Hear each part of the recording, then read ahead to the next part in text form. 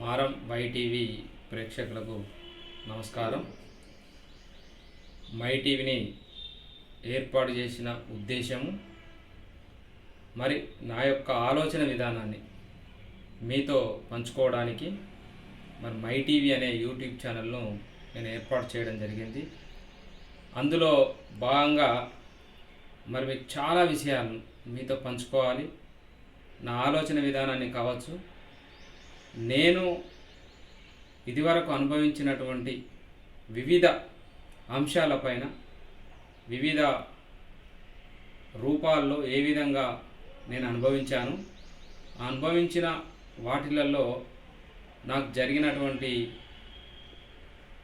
నేను నేర్చుకున్నటువంటి విషయాలను మీతో పంచుకోవాలనే ఉద్దేశంతో ఇది ఛానల్ ఎవరిని ఉద్దేశించి పెట్టినది కాదు, ఎవరి కోసం పెట్టినది కాదు.